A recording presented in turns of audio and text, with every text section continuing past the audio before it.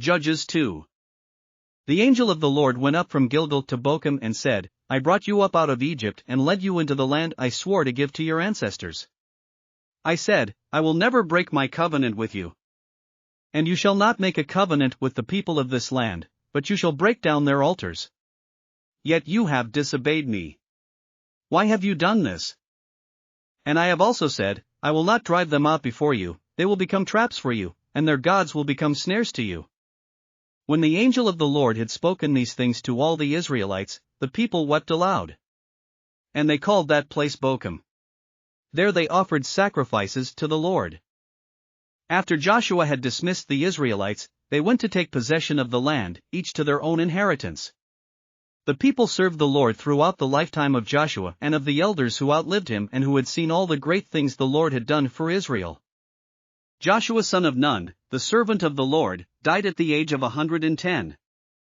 And they buried him in the land of his inheritance, at Timnath-Heres in the hill country of Ephraim, north of Mount Gash.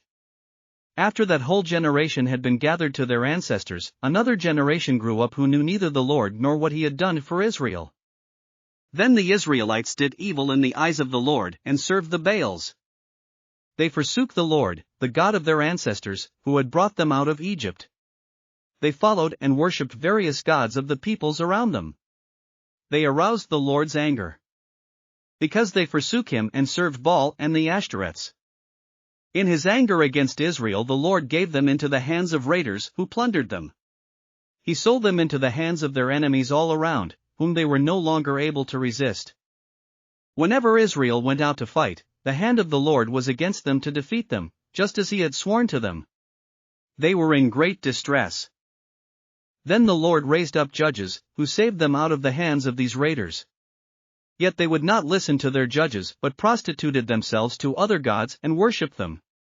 They quickly turned from the ways of their ancestors, who had been obedient to the Lord's commands. Whenever the Lord raised up a judge for them, he was with the judge and saved them out of the hands of their enemies as long as the judge lived, for the Lord relented because of their groaning under those who oppressed and afflicted them. But when the judge died, the people returned to ways even more corrupt than those of their ancestors, following other gods and serving and worshipping them. They refused to give up their evil practices and stubborn ways. Therefore the Lord was very angry with Israel and said, because this nation has violated the covenant I ordained for their ancestors and has not listened to me, I will no longer drive out before them any of the nations Joshua left when he died. I will use them to test Israel and see whether they will keep the way of the Lord and walk in it as their ancestors did. The Lord had allowed those nations to remain, he did not drive them out at once by giving them into the hands of Joshua. Thanks for listening to another chapter of the Bible.